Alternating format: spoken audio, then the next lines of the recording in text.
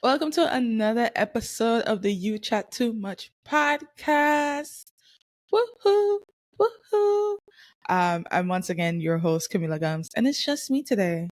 And that's fine. You're gonna have fun. You're gonna enjoy it. But it's just me today. To get things jumping and starting and get into the meat of the matter of things. Wow. It's been a week. I just want to say it's been a week. But it's great, giving thanks, giving gratitude to everything, thankful for being here, being able to do the things that I want to do, that I love to do, thankful for family and friends and everything that's in between as we navigate this place that we call Earth. Because guess what? It's nonsense. It's nonsensical, and I'm tired of it. But it is what it is. It is what it is. But for today's episode, I just want to talk about two things. I want to briefly talk about some basketball. NBA playoffs is happening. Well, MNBA playoffs is happening. And the W training camp has just started. So this is great time for basketball for me personally, as someone who loves the sport. And yeah, we're going to touch about that. And then, of course, it is Carnival in Sint Maarten. It's also Carnival in St. Thomas, and it's Jamaica as well. But we're going to talk about St. Maarten Carnival as well. And even though I'm not there, I have thoughts. Okay? I have thoughts. You guys are going to hear my thoughts today. Mostly about the music, because I really love music. Music is a big thing for me, a big factor for me, especially as like a non-musician. I love music a lot. So we're gonna talk about those things today. Very simple, very quick, nothing too crazy. But yeah, jumping into the National Basketball Association on the men's side. Like I said, playoff basketball. This has to be one of the most insane first rounds in like the last, like, I want to say 5 years or so. Right? We have the play-ins and yada yada. I'm still kind of iffy about the play-in, even though it's about, I don't know, the third year or so it's happening, fourth year at this point. I don't know. It's been a while, but I'm still not. I don't love the play-in, but it is what it is. They pay Adam Silver and they don't pay me. So that's that. But the first round is actually insane. I feel like games or series that I felt should have been quick are not going to be quick. And even though, if you look at the brackets, that most teams are up 3-1 at this point, teams that have played 4 games are up like 3-1 at this point. The 3-1 indication does not actually present the type of basketball that has been being played. Like, these games have been close. These games have been physical. The refs have made some interesting calls very often across the board, right? So those who sweep, right? The number 1 seed on the West, the Thunder, they didn't even bother to pick up a dustpan. They just take the broom, boom, sweep the Grizzlies out of there. And then the Grizzlies' little chance became literal. Why did I say that like that? Anyways, their chances became less for sure once Ja Morant got hurt. So yeah, the Grizzlies, I don't know. They have a lot to think about this offseason. They fired their coach like literally weeks before the playoffs. They fired Taylor Jenkins. They're gonna have to decide who they want to pay when it comes like Jaren Jackson Jr. I know Desmond Bane's contract is pretty interesting as well. Are they gonna stay with Ja? Are they gonna move him? So many questions with the Grizzlies, and I don't know, wishing the best. Okay. Staying on that side of the bracket, right now, the Nuggets and the Clippers are tied 2-2. And let me tell you, that game Saturday, right? Yeah, they played Saturday. That game Saturday, when the Nuggets win on a buzzer beater put back dunk by Aaron Gordon. Yo, I almost screamed on the place. I have no battle in this fight. Like, no fight in this battle. Like, I'm a Lakers fan, so I hate both naturally. Um, but it was just so wow. Like, I couldn't believe it. I literally could not believe it that happened. And the Clippers had a great comeback. They were down by like 20, and they went and they went and they went and they went. And that game could have gone overtime if Harden had simply just boxed out Aaron Gordon. I understand Aaron Gordon is a huge dude, but if you had boxed him out. Anyways, this is being recorded on 28th, so some games are going to happen tonight before this podcast comes out. But I'm just like, this is crazy. This is actually crazy, bonkers thing. Continuing on the West, my Los Angeles Lakers are down 3-1 to the Minnesota Wolves. And I watched Sunday's game, yesterday's game, and never in my life, that is untrue, I have felt this frustrated before, especially as a Lakers fan. But it was just so, why? Like, how did we lose this game? Supposed to be a win. We were supposed to be going back to LA 2-2. But man, when Anthony Edwards gets hot, he gets hot. He be hooping. It's just, and the problem is that, and I understand JJ is a first head coach. He's trying to figure things out. When we stop running plays and we just go to like Luka just straight to the basket, it works for some possessions, but it cannot be every possession. And then for the whole second half, the same players play. LeBron James is 40 years old. He is tired. Okay? Tired. Get up, lead a man alone. Catch your breath. Like, and I know we keep saying like, oh my gosh, it's so great. Nobody has played at this level as 40 years old. Yes, that is true. But he's also 40 years old and has been playing basketball for so long, right? He need to catch himself, right? So I don't know. The ignorant side of me is gonna be like, yeah, we could come back 3-1, win this game 7, duh. But the realistic side of me needs to be like, yo, I don't know. It's giving very much Timberwolves, but we'll see. We will see.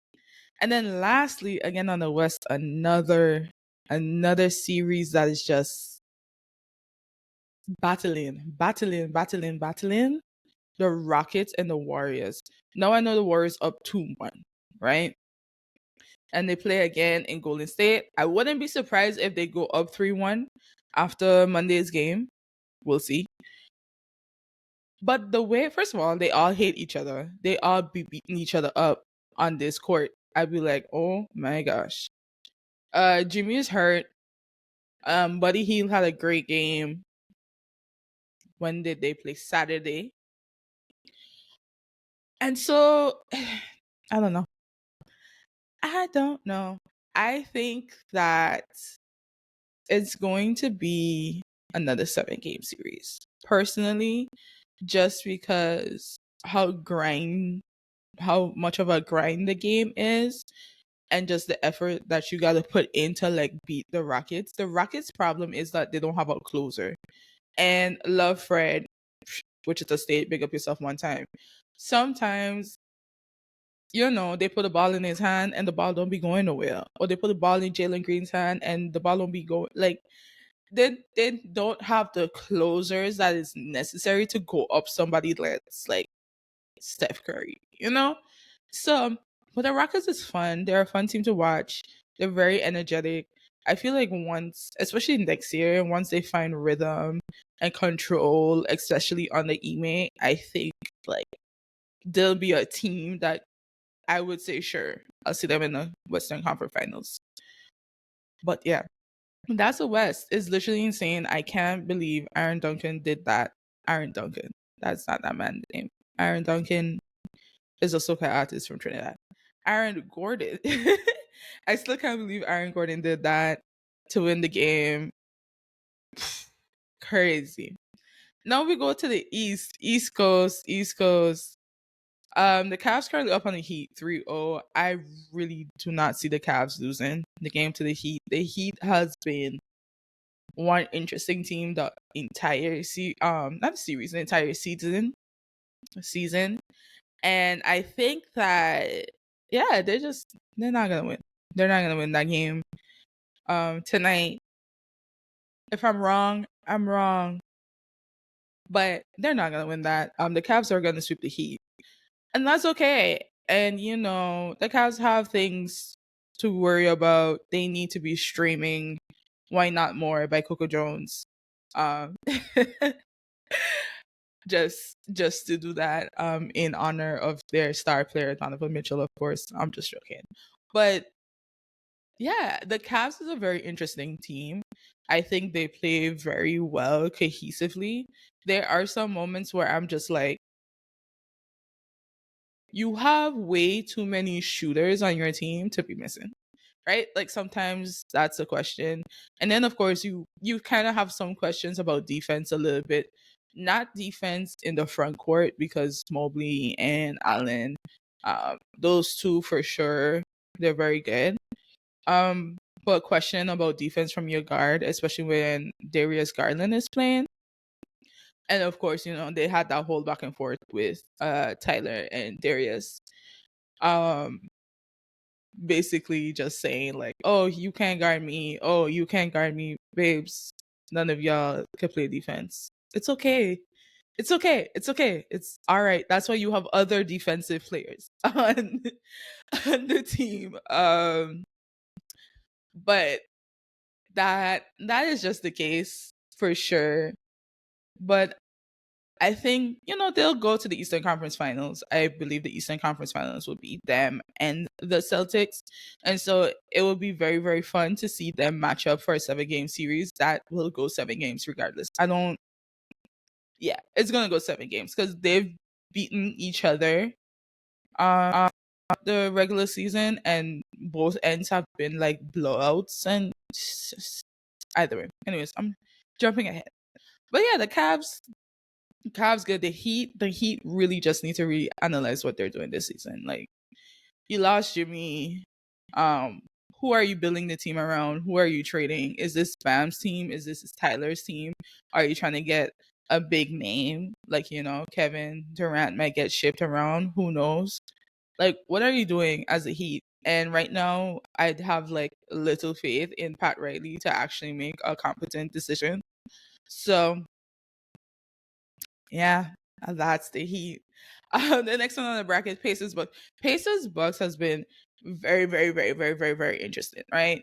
The Pacers are up 3-1. The Pacers blew out the Bucks the first game. The second 2 games has been very, very competitive. No, correction. The second game, which I think the Bucks won that one, have been very competitive. No, I lie. The 2 games, game 2 and game 3, yes, those games have been pretty competitive. Game 4, not really, because unfortunately Dame got injured, and they're saying it's an Achilles injury, tore his Achilles, which sucks because that happened to him last year, roughly the same time again. And this is him coming back after a month of dealing with an issue with a blood clot. Like, Dame Damian Lillard right now is literally going through it. Hello? Somebody check on him. Please check on his body, yes, but check on his mental. I know he's exhausted. But the Bucks literally is Giannis. Like the Bucks right now is Giannis and capitalizing on Bobby Portis. That's it. Like that's the Bucks, right? They got Kuzma. He was so happy to leave the Wizards because he's like, yeah, I'm gonna be winning, blah blah blah blah. And he's still playing like nonsense. He's still playing nonsensical. Get it together. Or is all our raw milk he drinking just I don't know.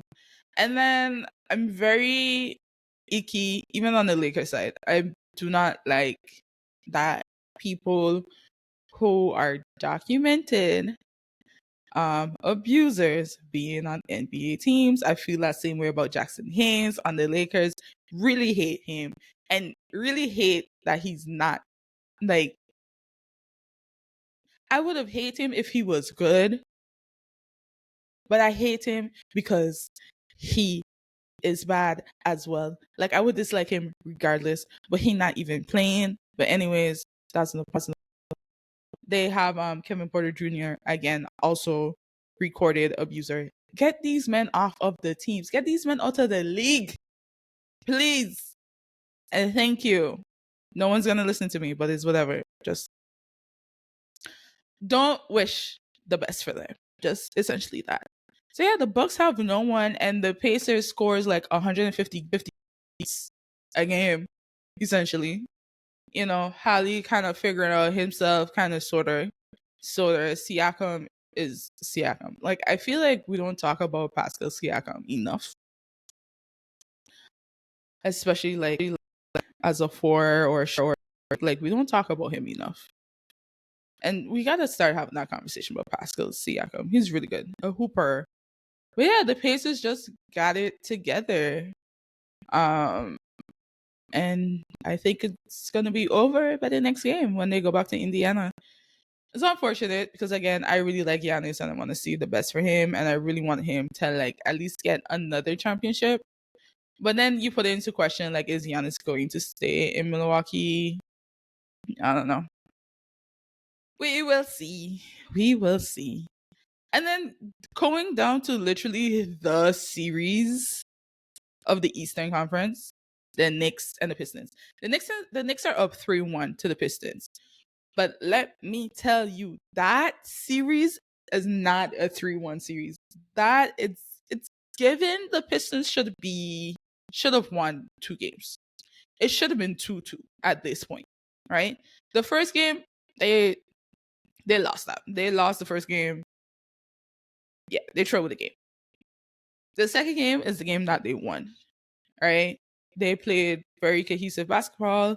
That's when Cade was just like, oh yeah, I am Cade Cunningham, and just bucket after bucket after bucket after bucket. That was a good comprehensive game. Game 3, threw away the game again. Just like guys. And like you want to be kind of just like frustrated to it, but then you gotta realize like your playoff experiences from Toby, Tobias Harris, from Beasley, Tim Hardaway Jr., which are all like pretty decent players. But it's just like your stars are also still figuring it out, right? Your young guys are figuring it out. And you just nerves and excitement, and they're just very jumpy, right? Game 4, that last shot by Tim Hardaway Jr. that he was fouled by Josh Hart and they didn't call a foul. And then after that, all the reports came out and be like, oh yeah, that should have been a foul.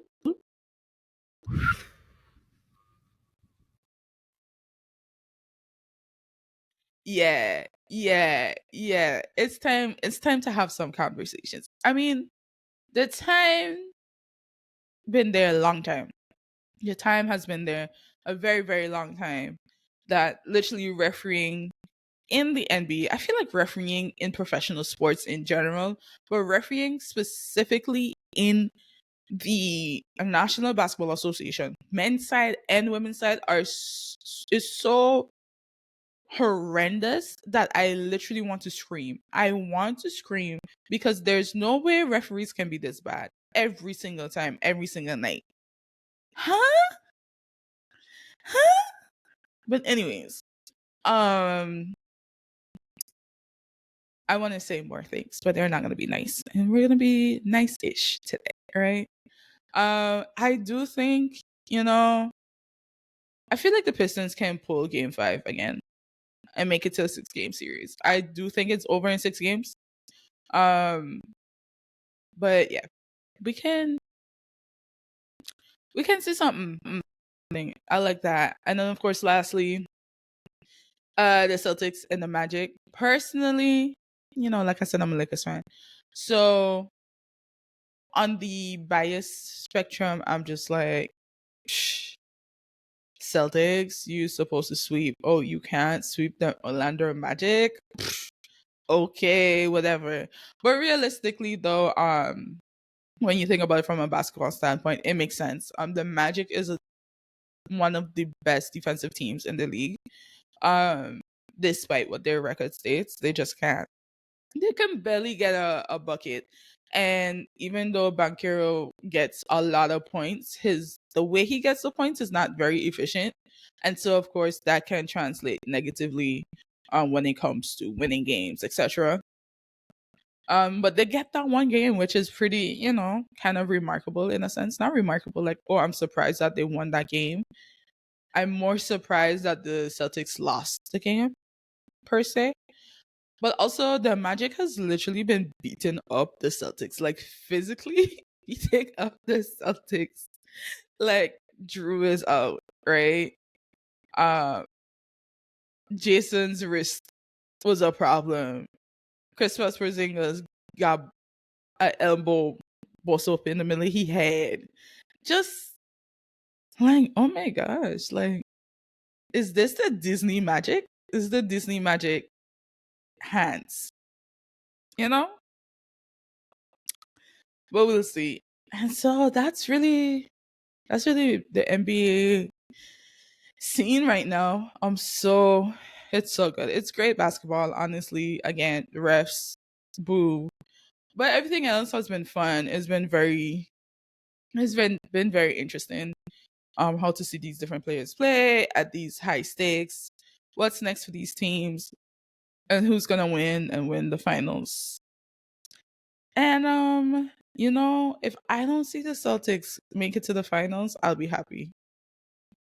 Yep, that's my win. Sorry. I'm sorry, not sorry. But turning on to the women's side for a little bit, there's not really that much to say right now, just that training camp has started on Sunday, which is the best and the worst time if you're a W fan because Kathy, me and these commissioners, right? Kathy has decided that we're gonna do seven game series for the playoffs, but we're not extending rosters. Them girls about to be tired. Okay? Tired. But anyways, training camp is very, very, very, very, very competitive because you have to make a final roster.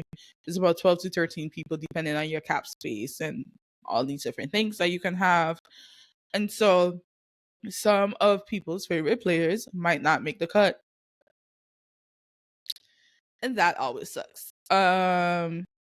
So, even some people that got drafted, even if they were high draft picks and stuff, there are high possibilities that they might not make the team and things like that. A lot of people, weigh those things. They might find themselves in Europe again or not.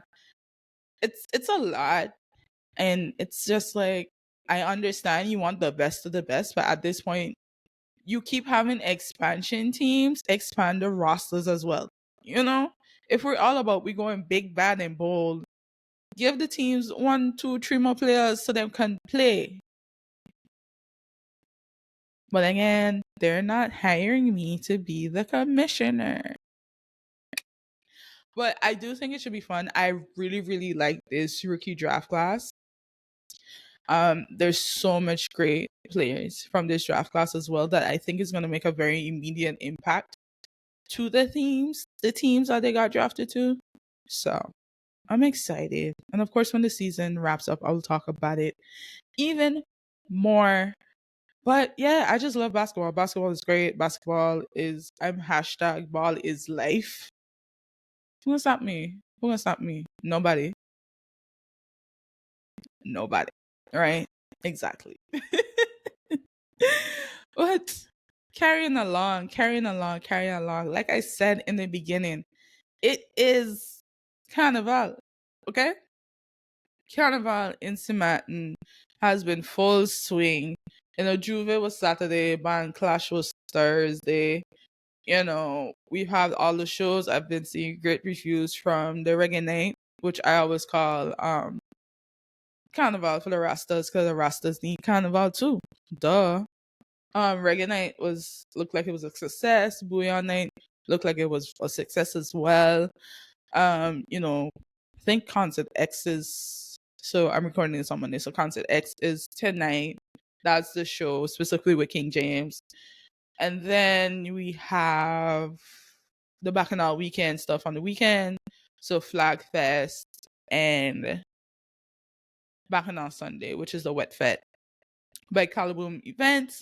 So all those stuff are still happening this week. And of course, the 2 days of parade, right? So those are great things that are all coming up. I encourage anyone to go to Sint Maarten Carnival. It's an experience. It's very fun. You get to engage. Village culture and everything is very fun. Just going around trying different foods, different drinks. And these last couple of years, you've been seeing a lot of emphasis on booth holders on doing a lot of twists on local food and presenting those foods to the public. And I think that's really fun, especially with like the drinks composition that happens every year as well. I think that's very, very, very like great. You just people showing off their culinary skills, their bartending skills. Like it's a time to really celebrate like the expertise and the skill that we have on the island. And then there are vendors in Phillipsburg, the capital, by the salt pond as well, selling their food, etc. So if you are a foodie, Sint Maarten Carnival is literally the best time ever. Like, honestly, you don't even have to be a person that like party. Like, you don't have to be a person that like to be in the jump up in the crowd. You don't have to be a drinker, nothing. You like food, Sint Maarten Carnival is there for you. So it's been sad on my part because I'm not there.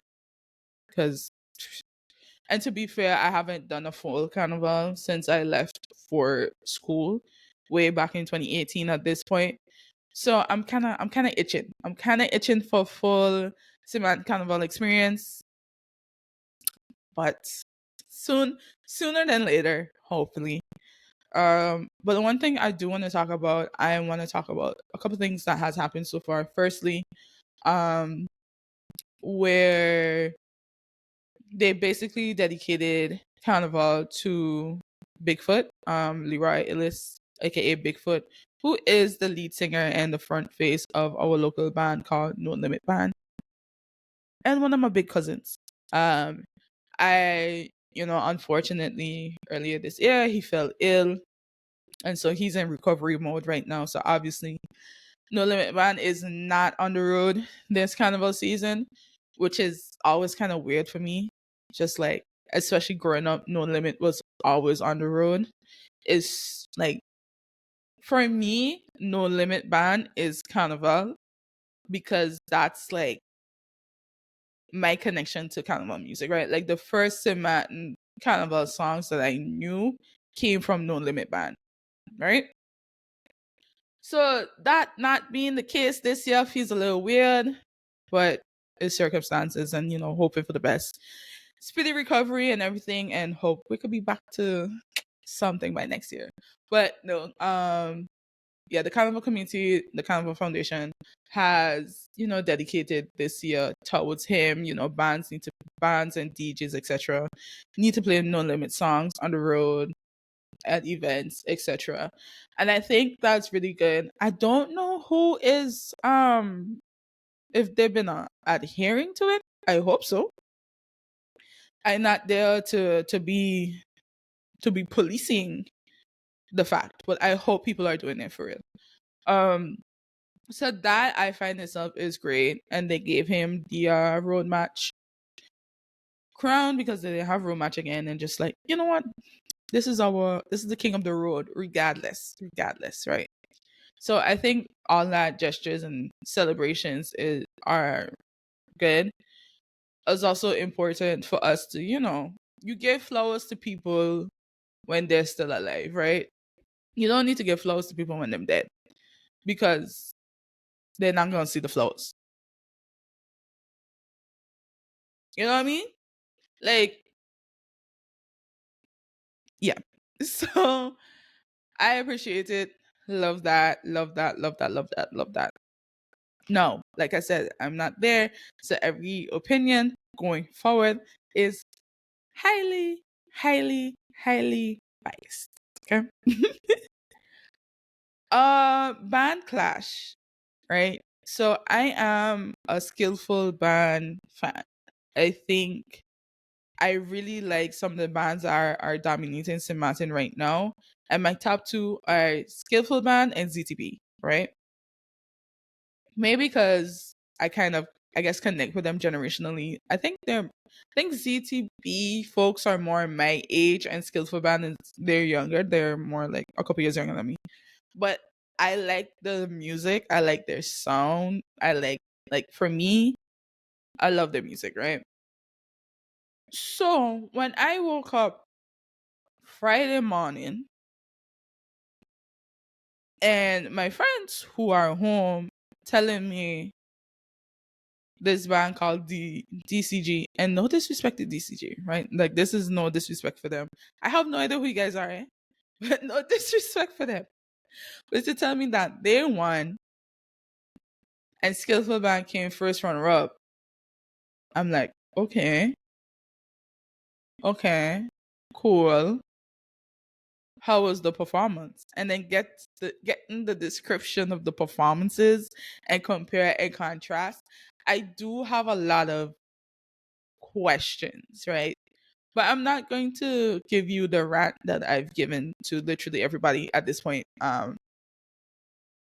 But it does paint a very interesting picture, that not a picture, but it gives leeway for a great analogy, right? So you're telling me that their set, Skillful Band set, was very comprehensive, right? It was a comprehensive set. They started off playing pan. Now the two lead singers are they're pan man, right? Um that's their profession, right? They play the steel pan professionally. So they start off their set bringing their professional jobs, well, their day jobs to their night jobs, essentially.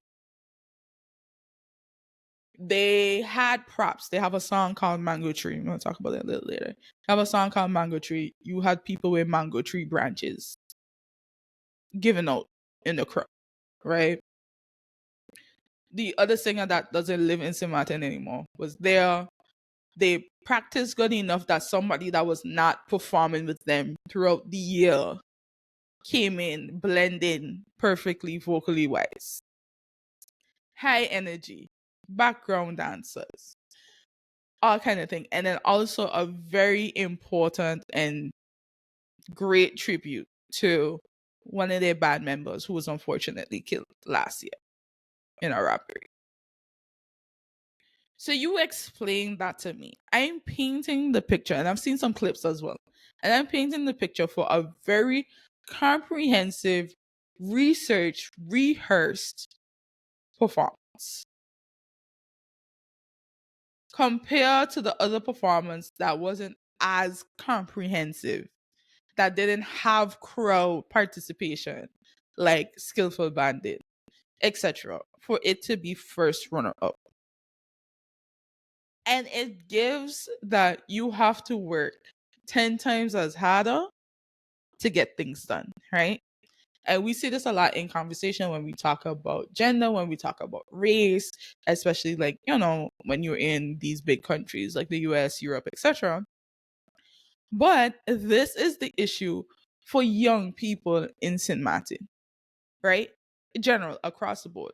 For the young people in Sint Maarten to really, really, really get out, especially if you don't have the foot in, you don't have those nice resources, that cushion that people know you and da da da da. You really gotta work 10 times as hard to even be marginally respected. That is what happened. And they still weren't fully like respected. I feel like this is the second time that Skillful was supposed to win Band Clash and they just didn't. And that's like, as a fan, as a supporter, that's defeating. I don't know how they feel personally. I'm not on the line. I'm not asking like, yo, how you feel about this? Da, da, da. But the fact that young people in Siman, and we could even say broader in the Caribbean, have to put in, right? And I'm not saying you don't put in the work, you always have to put in the work to succeed. That's just how it works. But they have to put in so much work and tenfold on top of that work to get the little, the smallest bit of respect and recognition. Is so disappointing and so disrespectful. And it's just like, yeah. So I was just making a joke, like in conversations with my family, etc. I was making the joke like, well, I guess, next year they got to come out. They got to bring somebody with a trumpet. They got to bring somebody with a cowbell. They got to make the rhythm live on stage. Apparently. Because it's just like, what is good? What is best? Right? And people say, oh, but certain criteria, they didn't hit the criteria and stuff like that. Again, I wasn't there. I wasn't a judge. But it just feels so disrespectful to put in so much work, so much effort, so much time and dedication into your craft for people to kind of like dismiss it to that, right? Like, and it's visible that you've put in the work compared to others, but the others still win. And that's just, and again, like I said, it's something that can be discussed worldwide for so many different things. But nah, it gotta happen at Band Clash. I'm sorry. I get upset again because I was genuinely upset. I was genuinely upset for a while. For a while. But the upsetness has calmed down. But I don't know, man. I don't know. It's just, it's crazy. And again, when I see the music has been so great. I feel like the music out of Sint Maarten itself has been like chef's kiss. There are some songs that I'm just like, you could have kept that. You could have kept that. There also, I do have some concerns with the quality of the recording of some songs. Like, come on, I'm certain this sounds great live, but why does it sound like this? This is stressful. But other than that, I think there's some really great music coming out of Sint Maarten. And I'm gonna touch on this more in my Substack post that is out. Well, it should be out by the time this is out. But I'm gonna touch more on that Substack post, just talking about Sint Maarten music in general. Because I know people are very like, so there are some concerns around like Sint Maarten playing so much bouillon music, because we know bouillon is not soca, according to Dominicans. Bouillon is not soca, and bouillon is originated in Dominica, right? That's really where the sound originates from. But bouillon is a very present sound in Sint Maarten, especially during this time of the year. And so, people are like, oh, we are celebrating bouillon, but we don't celebrate our own, etc., etc. And I feel like that's a dishonest take. Why do I feel like this is a dishonest take? Rich, who's a big Beyond artist, post about it as well. But there is a drummer from Sint Maarten. His name is Nikita Christmas. He is literally the foundation on a lot of the popular Beyond songs that are out like right now. Like he is the song, right? That was Sint Maarten man, right? Um, a lot of the artists actually come to Sint Maarten to record because we have music is expensive to produce and we have the resources and the expertise and to record these tracks, right? And then we also negate that French bouillon is a big genre itself from Martinique and Guadeloupe, but we also forget French side. Like they have a lot of artists on the French side that make very, very, very popular bouillon tracks, right? And a lot of them are also produced by Dominican bouillon producers. You hear the little boy tag a lot on Sint Maarten songs, right? So there's a lot of those cross collaboration, and Sint Maarten music is multicultural in the small island sense because everybody lives in Sint Maarten. Everybody lives in Sint Maarten, right?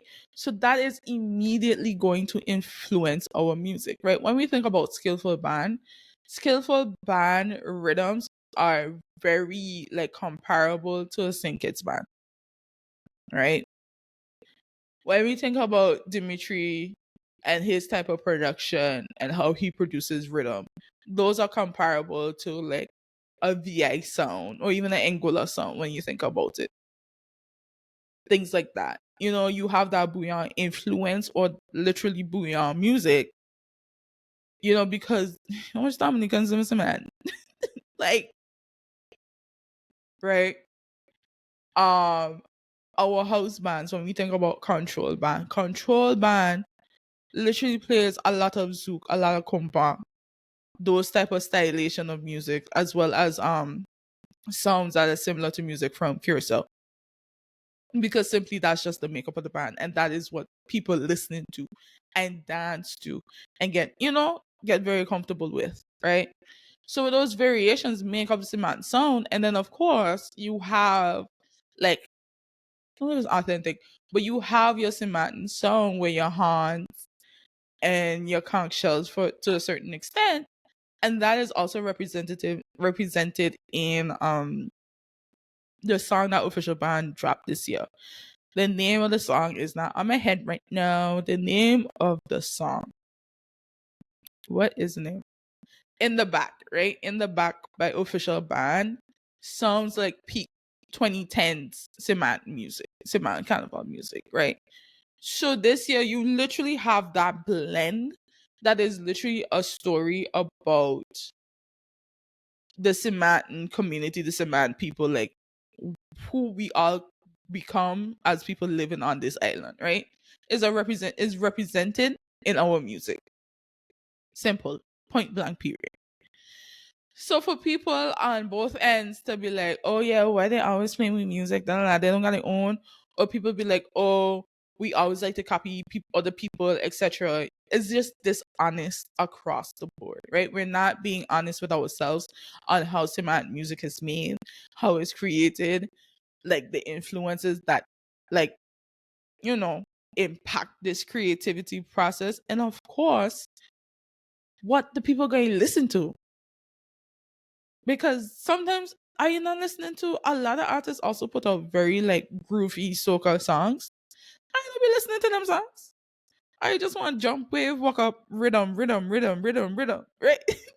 So that's that. I think like, and of course I'll expand on it more in my Substack post, and of course I will also include my favorite songs for this season so far. But I'll say though, I think my top two songs for the season is Mango Tree by Skillful Band and Hold It Down by ZTB. I did say those two are my favorite bands. But Mango Tree for the cadence of it, I just find it amusing, and the rhythm on it is very great. I also find it amusing because it's like, I think that's what I also like about skillful bands writing.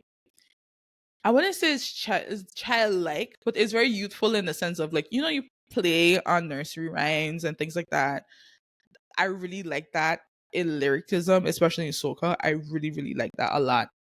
Um, so for example, one of my favorite songs from Skillful Band in general is Two Little Birds, and it's a play on that nursery rhyme, right? Two little birds sitting on the wall, one named Peter, one named Paul. But they're really talking about like, this is our warning, don't come test me. Like, you know what I mean? Like, I just like that type of music. Um and the lyricism of that. So Mango Tree is literally like a play on,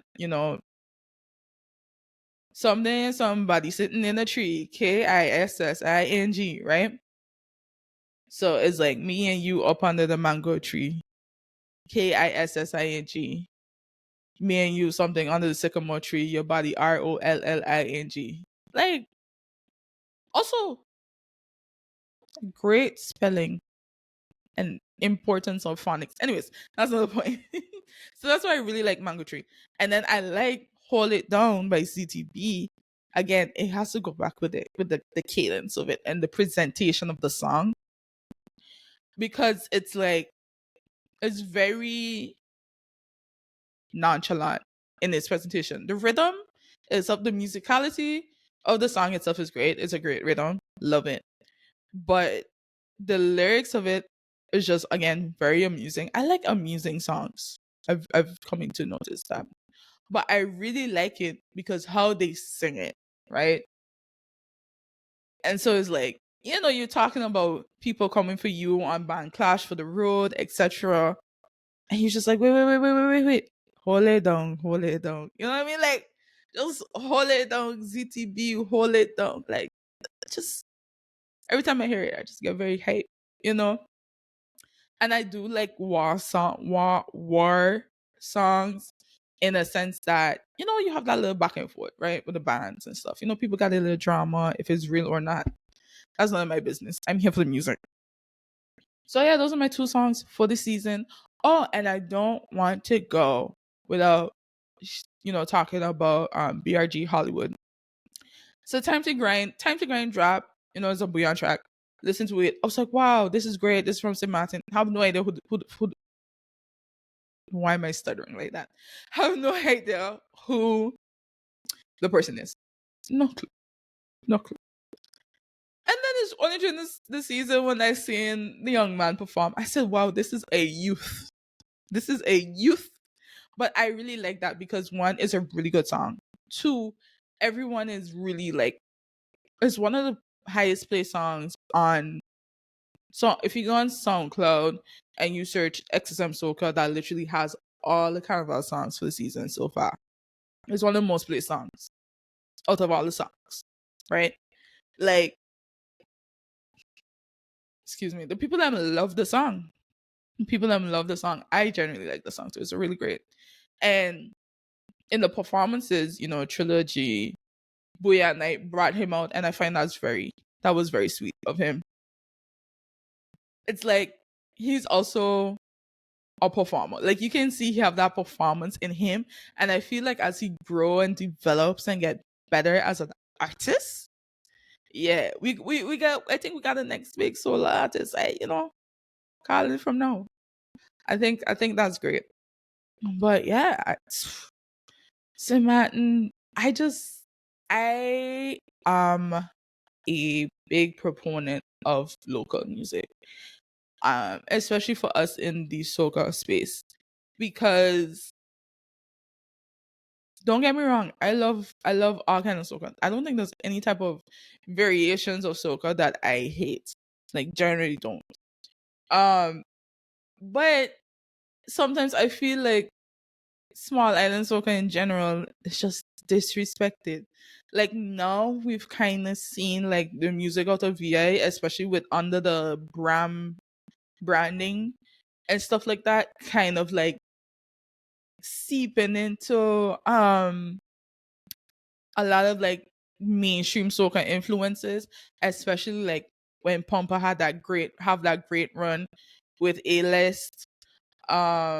Adam O reminding folks like, yeah, I still make Bram. What are you talking about? Like, sure, I be on this all these other tracks, but I still make VI music. You know, what he named Swanks Marvelous being able to produce for big artists and stuff like that, DJ Avalanche as well. I think that, like, you know, the VI is in that renaissance of it being like accepted by the region, and more people are like listening to VI music as well. I feel like that's something that I want to kind of happen for the rest of the small islands, so Angola, Samoa, St. Kitts, Antigua, just for like our music to also be regional, you know? And I understand like the reason why isn't the case. You talk about population and things like bigger island music will always be played in the small islands because it's what popular is, who hear it, etc.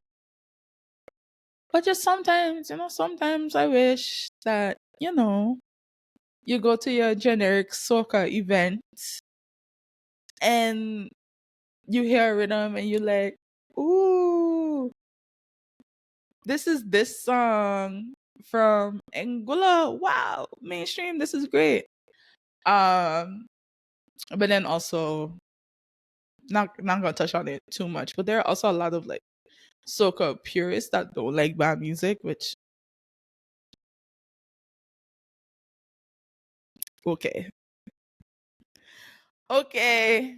And then there's a lot of historical influence on how small island sounds influence the sounds that you get out of Trinidad, etc. But that's a can of worms that I'm not gonna open today. But yeah, I'm very much an advocate for small island music.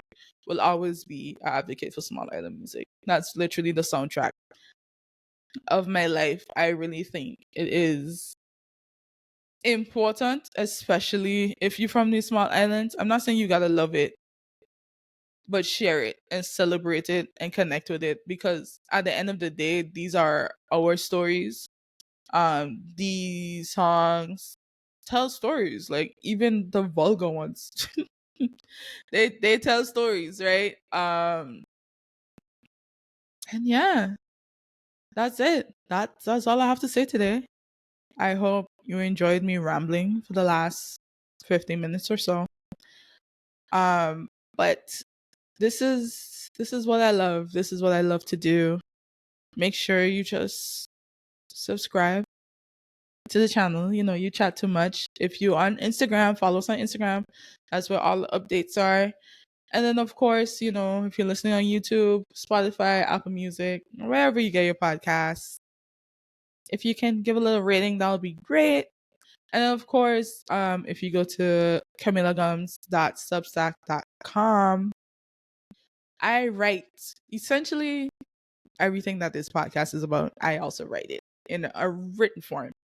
So go over there, and I will also have the post about small island music linked in the description of this episode.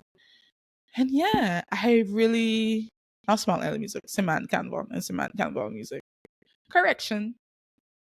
But yeah, I'm very excited for how the rest of Carnival pans out, and very excited for Carnival next year. Gotta be excited in advance. So yeah, I just really love it. And you know, of course, in everything, I have critics and concerns and stuff like that. But I also believe that it's important to celebrate. You know, celebrate your people, celebrate your culture.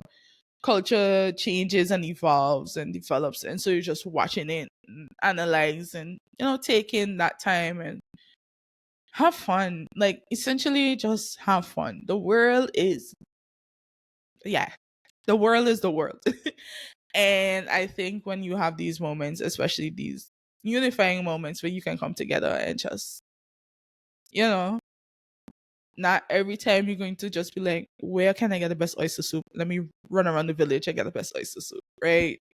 Not every time you know, you have these opportunities to really come together. And so yeah, that's it. That's it. So make sure share, you subscribe. And thank you so much for those who have been listening so far. Of course, more episodes to come soon, either by myself or with guests, etc. And this is the You Chat Too Much podcast. And I'll see you next time. Bye.